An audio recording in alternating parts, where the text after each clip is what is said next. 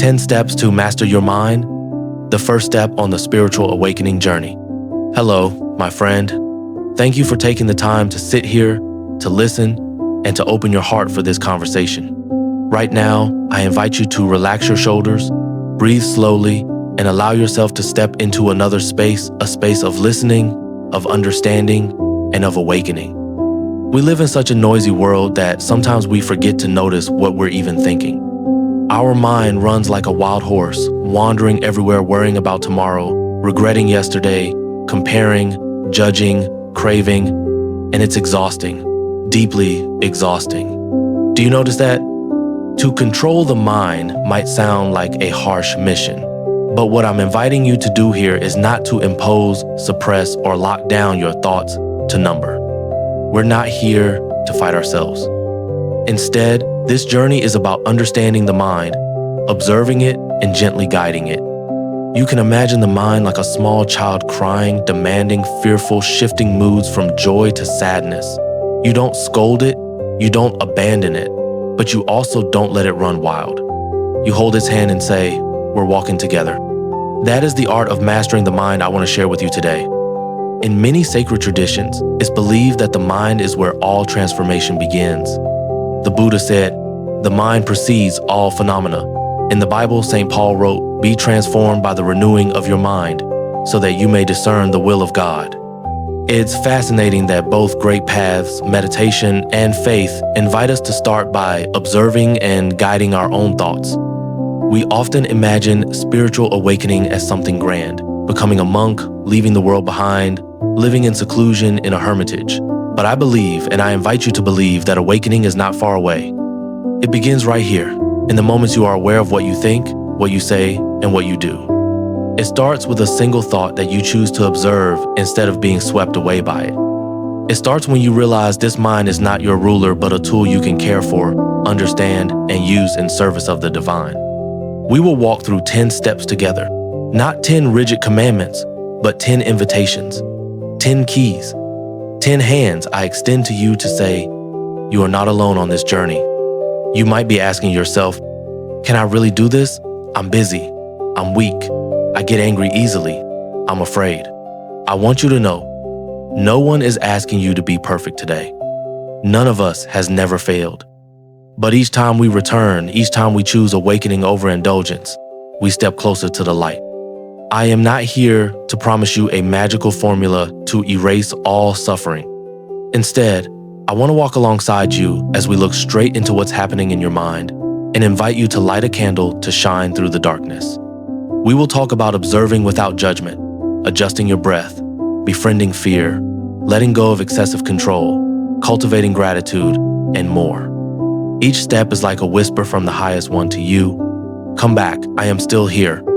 Before we begin the first step, I invite you to pause for a minute. Breathe in deeply. Breathe out slowly. And softly say in your heart, I am ready to look within. Please walk with me. Are you ready? If you are, take my hand in a figurative sense in your heart, and let's begin with the first step. Step 1, recognize that your thoughts are not you. Perhaps this is the most important step 1. Most of us have never truly stopped to ask ourselves, these voices in my head, are they really me? From childhood, we've grown used to identifying with our stream of thoughts. That inner voice judges, worries, compares, narrates, plans. It talks nonstop, as if it paused for even a second, we'd cease to exist. It says, I am me. But in truth, it's only an echo of memory, of habit, of environment, and of the past. Think about this for a moment. If you sit still, close your eyes, and begin to observe, you'll see thoughts like clouds drifting across the sky of your awareness. One cloud is worry, another is planning, another is judgment. But the sky remains unchanged. And you are that sky, not the clouds. In Buddha's meditation, there is a beautiful image. The mind is the sky, and thoughts are clouds passing through. The Buddha never told us to hate the clouds. He simply taught us to recognize we are not this body, we are not these passing forms. In Christian tradition, St. Paul wrote, we have the mind of Christ, meaning we are called to release old, worn-out thoughts and return to the pure state gifted by God. Why is recognizing that your thoughts are not you so important? Because when you believe every thought completely, you become its slave. When the mind says, "I failed," you believe it and collapse. When the mind says, "I'm not worthy," you believe it and shrink away. When the mind says, "They don't love me," you believe it and close your heart. You can see now thought itself is the root of suffering. But if you start to step back and simply observe, oh, here's a thought appearing, you will experience a space of freedom. A Zen master once told this story. A man came to him, his face heavy with sorrow, saying, "Master, I always think I'm worthless. My mind never stops criticizing me." The master asked, "When those thoughts appear, do you see them?" The man replied, "Yes, I see them clearly." The master smiled. "If you see them, then who is the one seeing? The one who sees is not the thought. The one who sees is you." From that day, the man practiced daily just sitting still and silently reminding himself, "This is a thought. It is not me." A year later, he said his life had changed. Have you ever wondered, if a negative thought appears, could you just watch it the way you'd watch a passing cloud and not run after it? Are you willing to try this first step just to recognize that the mind is not your final master? If you'd like to start right now, I invite you to try a 1-minute practice. Sit still. Breathe in deeply. Breathe out slowly. When any thought appears, you don't need to push it away or believe it. Just say silently, "Hello, thought. I see you, but I am not you." Repeat this until you feel a little lighter inside. You've just completed the first step of mastering your mind. Step 2. Observe without judging. The first step taught us to recognize that thoughts are not ourselves. But as soon as we notice a thought, a new challenge appears, we immediately judge it. We hear in our head, "I'm terrible," and instead of simply noticing it, we rush to react, "Why am I thinking this? I'm awful. I need to stop it right now." Do you see what's happening? We've added another layer of thinking on top of the original thought. And this time, it's not just a thought, it's judgment. Observing without judging is a profound art. It's like sitting by a river, watching the water flow without scooping up a drop. In meditation, they say, be the witness. This means instead of getting caught in the story, we simply witness it. When a thought appears, we just acknowledge, this is a thought. Not good, not bad, not something that needs to disappear right away. We have a habit of judging everything, good or bad, should or shouldn't, right or wrong. This is how the mind tries to control life. But life doesn't need judgment to exist. Think of a tree. It does not judge the wind. It simply sways with it. Let me share a story. A woman went to learn meditation. In her first session, she sat down and immediately saw hundreds of thoughts arise, worrying about her child, remembering work, feeling resentment toward her husband. Frustrated, she opened her eyes and said to the teacher, "I can't meditate. My head is full of garbage, master." The meditation teacher looked at her gently and said, "You don't need to clear it out right now. Just recognize it as garbage. Don't throw it away yet. Don't hold on to it. Just look." The next day, she tried again. Each time a thought arose, she simply said to herself, "Ah, here is a thought." Gradually, her heart settled. Observing without judgment applies not just in meditation, it can transform every relationship. When a loved one is angry, instead of reacting immediately and labeling them as bad-tempered, we can ask ourselves, where are they hurting? When we make a mistake, instead of condemning ourselves with, "I'm terrible," we can say, "Ah, I made a mistake. I can learn." This is the spirit the Buddha called compassion toward oneself. And in Christianity, it echoes the invitation, do not judge, or you too will be judged. Do you see? Every thought, emotion, and action, if observed without judgment, will reveal itself and dissolve on its own, like morning mist. You don't have to be the one to eliminate every flaw immediately. You just need to be the loving witness. Now, if you like, try a short 1-minute practice with me. Sit still. Breathe in slowly. Breathe out gently. When any thought appears, simply say, "This is a thought." If an emotion arises, simply say, "This is an emotion." Don't push it away. Don't cling to it. Just see, just welcome it. Let it drift away like clouds in the sky. You've just completed step 2, observing without judging. Step 3, regulating the breath, the gateway to stillness. After recognizing that thoughts are not ourselves and learning to observe without judging, we come to a very practical step, regulating the breath. Why is the breath so important? Because it is the bridge between body and mind. When the mind is restless, the breath is short and rapid. When the mind is calm, the breath is long and deep. Notice, when you're afraid, you hold your breath. When you're angry, you breathe sharply and irregularly. When you're sad, you breathe slowly and heavily. Breath reflects the state of the mind. But here's the miracle: if you change your breath, you can also change your state of mind. In Buddhist meditation, the breath is the foundation of mindfulness. The Buddha taught, when breathing in, I know I am breathing in. When breathing out, I know I am breathing out. So simple, yet it is the gateway to stillness. By paying attention to your breath, you pull your awareness away from wandering thoughts and anchor yourself in the present moment. In Christian tradition, prayer can be like spiritual breathing. People repeat a short phrase, Lord, have mercy on me. Each repetition is a breath, and gradually the soul settles, opening to the divine. Here's a small story. A man had a habit of quick temper. Whenever someone contradicted him, he would shout. One day, he asked a meditation teacher for advice. The teacher simply said, whenever you get angry, pause and take 3 slow breaths. It sounded too simple, but when he tried it, something strange happened. After 3 slow breaths, his anger no longer exploded as before. It was still there, but weaker. A few weeks later, he returned and said, I still get angry, but I don't harm anyone anymore. The teacher smiled gently. You have found the bridge of compassion. Have you ever noticed your breath? Would you be willing to stop for just 1 minute and do nothing but breathe? Imagine if every day you took 5 minutes to breathe slowly and deeply. Would life feel less rushed? Now, if you like, try this short practice. Sit still, relax your shoulders, close your eyes if it feels comfortable. Breathe in slowly, counting silently. 1, 2, 3, 4. Hold your breath lightly for a moment. Breathe out slowly, counting 1, 2, 3, 4. Repeat 3 times. As you breathe, simply know, I am breathing in. I am breathing out. Let every other thought drift away like leaves on a river. Breath is a sacred gift. It's always with you. You don't need to buy it, and you don't need to ask anyone for it. You just need to remember it. When you breathe slowly and deeply, you are saying to yourself, I choose peace. I choose to return home. You've just completed step 3, regulating the breath, the gateway to stillness. Step 4, befriend your fear. After learning to recognize that thoughts are not ourselves, to observe without judgment, and to regulate the breath to find stillness, we arrive at a vital and challenging step, befriending fear. Fear is part of being human.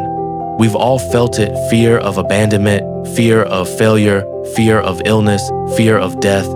Fear does not discriminate by wealth, age, or status. It is a universal human experience. Yet most of us don't want to face fear. We run from it, deny it, suppress it, or pretend it isn't there. Have you ever done that? When you are afraid, the mind begins to create scenarios. The worst will happen, and we believe it. But if you pause and observe, you'll see fear is not really a monster. It's more like a lost child crying for its mother. In Buddhist meditation, we do not destroy fear, we hold it.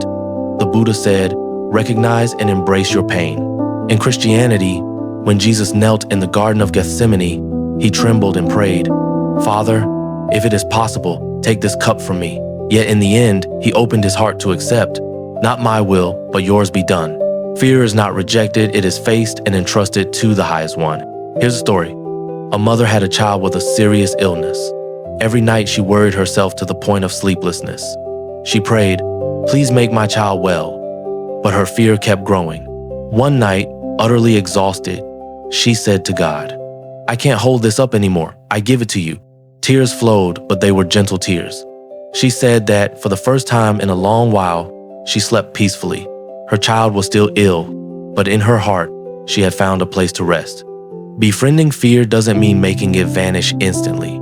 It means daring to sit beside it and say, I see you. I know you just want to protect me, but I will not let you run my life.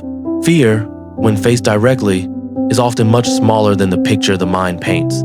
Ask yourself, what is my greatest fear? If I look at it, what will happen? Do I believe there is a power greater than me holding me? If you like, try a short 1-minute practice. Sit still, breathe in slowly, breathe out gently. Think of one fear you have. Don't push it away. Don't judge it. Simply whisper in your heart, "Hello, fear. I see you. I will sit here with you." Let your breath gently embrace it, like a mother holding a crying child. When you do this, you're telling yourself, "I'm not running anymore. I choose love even for my fear." You've just completed step 4, befriending your fear. Step 5, let go of excessive control. After learning to recognize thoughts, observe without judgment, regulate the breath, and befriend fear, we step into a deeper doorway, letting go of excessive control. It sounds contradictory. We've been talking about mastering the mind, so why let go of control? The key is this. True control is not choking everything until it can't breathe. It's knowing when to hold and when to release. Most of us are haunted by the belief, I must control everything. Work, family, emotions, the future, even other people, and even our own mind. We want to force the mind never to think negatively. We demand it to always be calm. The result? Tension, disappointment, more suffering. In Buddhist meditation, this is called clinging, holding too tightly. The Buddha taught that the root of suffering is attachment. In Christianity, Jesus said, "Whoever wants to save their life will lose it," meaning the tighter we grip, the more we lose. Letting go doesn't mean neglect, it means acknowledging there are things beyond our capacity. We still give our best, but we don't demand the outcome to match our will. Here's a short story. A farmer was skilled at tending his fields. Every day he plowed, sowed seeds, and watered them. But when the rainy season came late, he became furious and smashed his tools. A friend asked him, "Can you control the rain?" He shook his head. The friend smiled kindly. "Then why make yourself suffer?" He sat in silence. From then on, he cared for his fields without resenting the sky. He did his part and left the rest to life. In your life, you might ask yourself, what am I trying to control too much? Can I loosen my grip? Do I trust that a greater will is at work? Letting go is not failure, it's opening your heart to receive. Think of a mother, she can't stop her child from ever falling, but she can stand there, arms open, ready to catch them. That's love without control, but without abandonment. Are you willing to loosen your hold on something you've been gripping too tightly? Maybe it's fear of the future. Maybe it's too high expectations of others. Maybe it's the need to always be right. If you like, try this short 1-minute practice. Sit still, breathe in deeply, breathe out slowly. Think of one thing you've been over-controlling. As you exhale, silently say, "I let go. I hand this over to life, to God, to the Buddha." Repeat this for a few breaths. Feel your heart soften. When you let go, you don't lose control, you find freedom. You've just completed step 5, letting go of excessive control. Step 6, cultivating gratitude. After recognizing your thoughts, observing without judgment, adjusting your breath, befriending fear, and learning to let go of excessive control, we arrive at the next warm and gentle step, cultivating gratitude. Gratitude is not a ceremonial formality or an empty phrase. It is a state of mind, a habit of seeing life with open eyes and a humble heart. When we are grateful, we acknowledge that not everything is of our own making. We receive gifts without demanding them. We see the value in what is ordinary. But let's be honest, when do we tend to forget gratitude the most? When things are going well, we take them for granted. When things are hard, we only see what's missing. Gratitude is the art of feeling enough even in times of lack, of seeing light even when surrounded by darkness. In Buddhist meditation, there's a practice called gratitude contemplation, reflecting on the kindness of parents, the blessings of heaven and earth, the support of all beings, not to feel indebted, but to realize we are upheld. In Christianity, St. Paul taught, in all circumstances, give thanks. Even in suffering, thanksgiving can be offered because it does not depend on conditions. Let me share a story. A man had suffered many losses, his job, loved ones, his faith. One day, overwhelmed, he went to a temple and asked the monk, "Can you give me one reason to keep living?" The monk was silent for a while, then asked, "Can you still breathe?" The man was puzzled. "Yes." The monk smiled gently. "Then start from there. Thank this breath, it gives you one more chance." From that day on, each morning, the man sat quietly and simply whispered, "Thank you for this breath. thank you for a new day. Gradually, his heart softened not because life became easier, but because his heart grew larger. You might ask yourself, what have I forgotten to be thankful for? Who have I received from but never thanked? Can I be grateful even when I am hurting? Gratitude may not change your circumstances instantly, but it changes how you walk through them. It softens the heart, soothes anger, melts fear.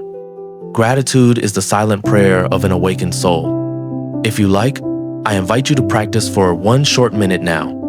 Sit quietly, breathe in deeply, breathe out slowly. With each exhale, think of one thing you are grateful for. It could be as simple as the breath, sunlight, a friend, a memory. If you wish, whisper, thank you. Let that thank you warm your heart. When you learn to see life through grateful eyes, you plant seeds of peace. You have just completed Step 6, cultivating gratitude. Step 7, transforming negative thoughts. After learning to nurture gratitude, we come to a very practical and also challenging step, transforming negative thoughts. Have you ever realized that most of our suffering comes not from events themselves, but from the way we think about them? A careless word can become a lifelong wound, not because it was inherently powerful, but because we repeat it in our minds. I'm useless. I'm unloved.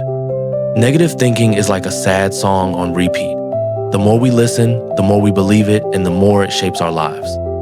The goal is not to eradicate all negative thoughts, that's nearly impossible, but to recognize them, understand them, and transform them. In Buddhist practice, this is called transforming the mind, not by forcing change, but by inviting it. In Christianity, St. Paul teaches, be transformed by the renewing of your mind. This means refreshing the way you think, not letting outdated, narrow ideas run your life. A simple way to start is by asking questions.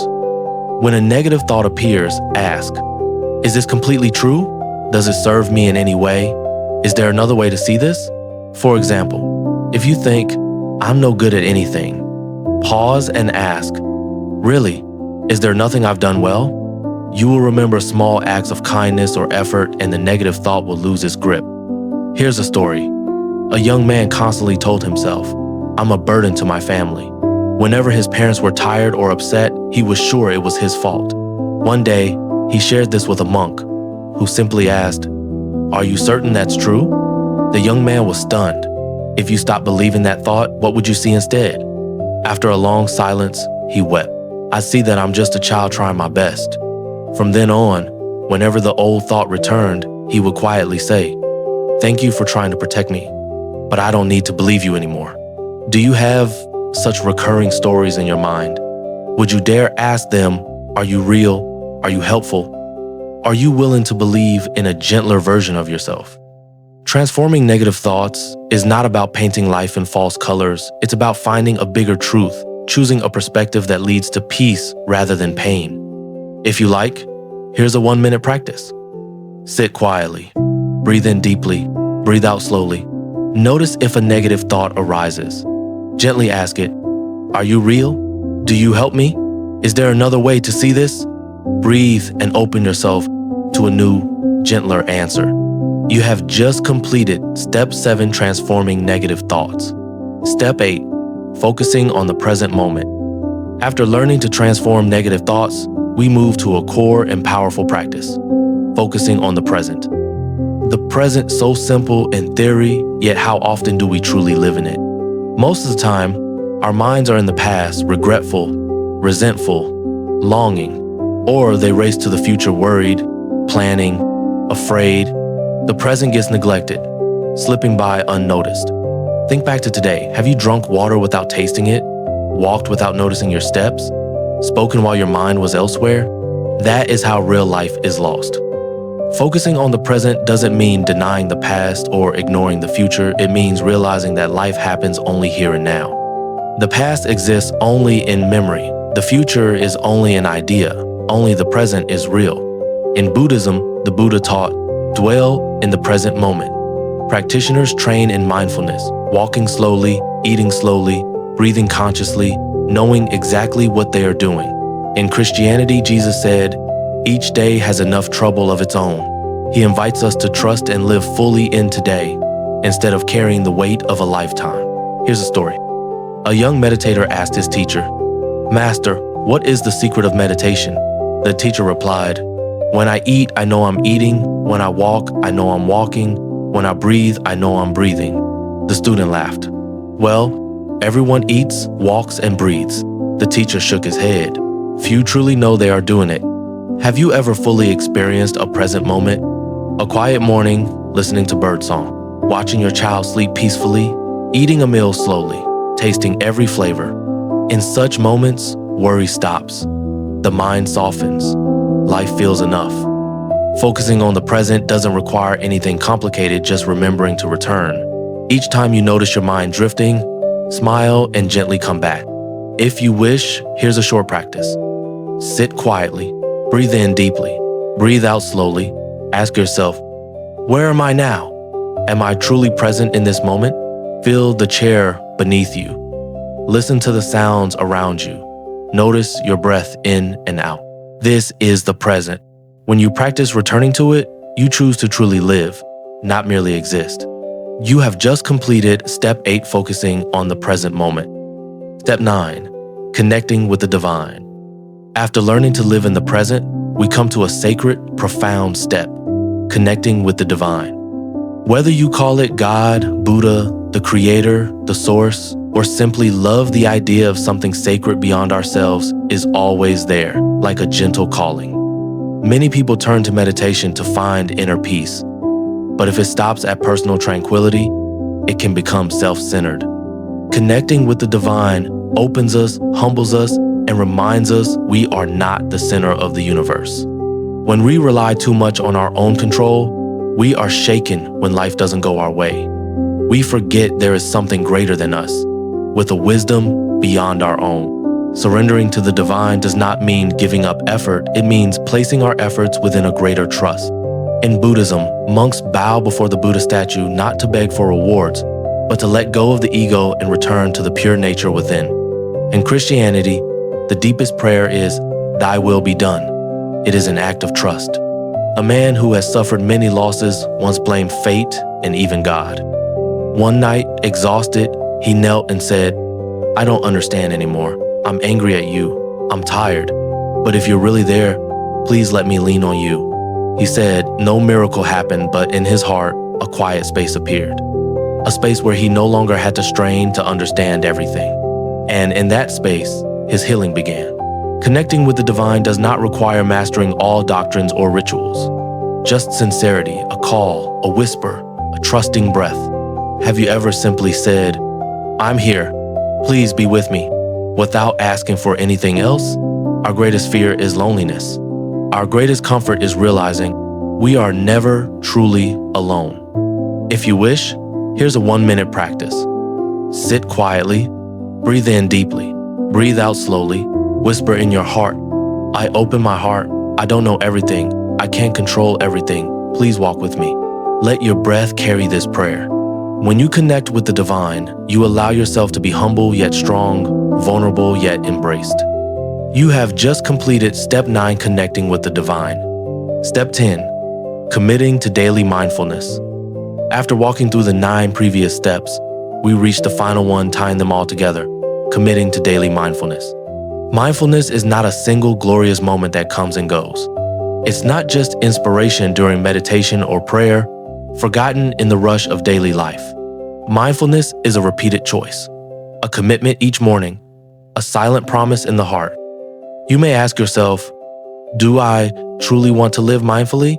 Because mindfulness isn't always easy. It requires pausing, listening, accepting truth, opening to what we cannot control. It may mean facing unhealed wounds, confronting fear, admitting we've hurt someone. But through mindfulness, we have the chance to change. In Buddhism, practitioners vow daily, "Today I vow to live in mindfulness."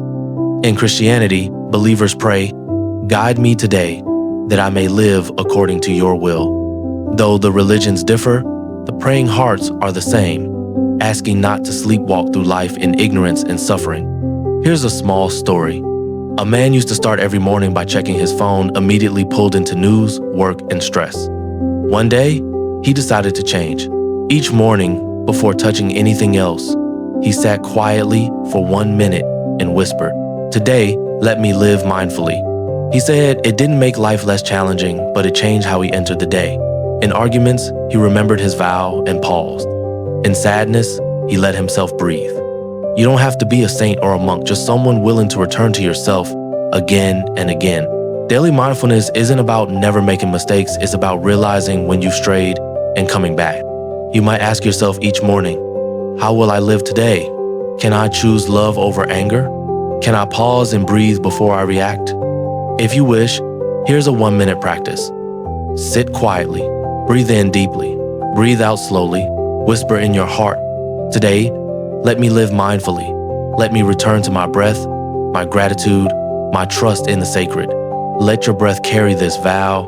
When you choose to live mindfully each day, you not only transform yourself, you spread peace to those around you.